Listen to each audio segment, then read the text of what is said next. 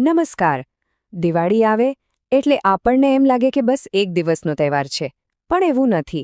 દિવાળી તો છે ને જીવનને ભરપૂર બનાવતા આશીર્વાદોની એક આખી યાત્રા છે.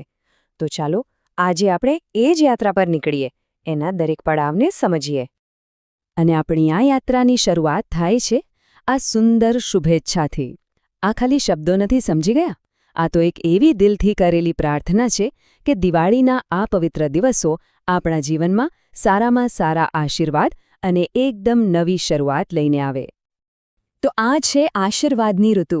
મેં કહ્યું એમ, દિવાળી કોઈ એક દિવસનો તહેવાર નથી, પણ એક આખી સફર છે. અને આ સફરની મજા એ છે કે એનો દરેક દિવસ આપણને ખાસ ભેટ આપે છે. એ આપણને આવનારા દિવસ માટે તૈયાર કરે છે અને છેવટે આખું વર્ષ સરસ જાય એવી શુભકામનાઓમાં બધું જ સમાઈ જાય છે.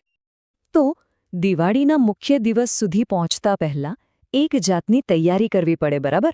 તો આ 4 દિવસ એ જ છે પ્રકાશના માર્ગની પ્રસ્તાવના. આ દરેક દિવસ છે ને એ એક પગથિયું છે. દરેક પગથિયે આપણને એક ખાસ આશીર્વાદ મળે છે, જે આપણને દિવાળીના એ મોટા દિવસ માટે આધ્યાત્મિક રીતે તૈયાર કરે છે. તો ચાલો આ પગથિયા કયા કયા છે એ જોઈએ.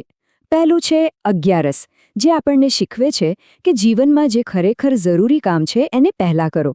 પછી આવે છે વાઘ બારસ, જે આપણા માટે પ્રગતિના દરવાજા ખોલી નાખે છે.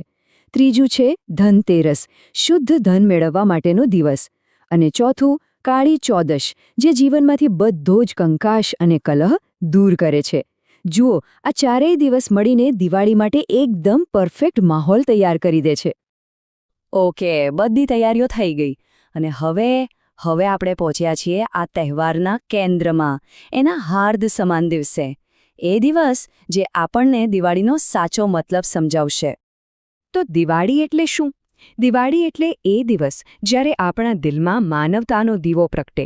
સમજો, આ વાત બહુ ઊંડી છે. દિવાળીના દિવસે આશીર્વાદ કોઈ ભૌતિક વસ્તુઓના નથી હોતા, એનાથી ક્યાંય ઉપરની વાત છે. આ દિવસનો અસલી મતલબ છે આપણા દિલમાં, આપણા હૃદયમાં માનવતાનો, કરુણાનો દીવો પ્રગટાવવાનો. આજ તો છે દિવાળીનો સાચો પ્રકાશ. પણ વાત અહીં પૂરી નથી થતી. આશીર્વાદનો જે પ્રવાહ શરૂ થયો છે એ અહીં અટકતો નથી. દિવાળીનો આ આધ્યાત્મિક પ્રકાશ મળી ગયો, હવે આપણે એક નવી શરૂઆત તરફ અને આપણા સંબંધોને વધારે મજબૂત બનાવવાના વચન તરફ આગળ વધીએ છીએ. જુઓ, દિવાળી પછી તરત જ આવે છે નૂતન વર્ષ, એટલે કે નવું વર્ષ. આ દિવસ આપણને જીવનમાં એક ફ્રેશ સ્ટાર્ટ કરવાની, બધું નવું કરવાની અને ખીલવાની તક આપે છે.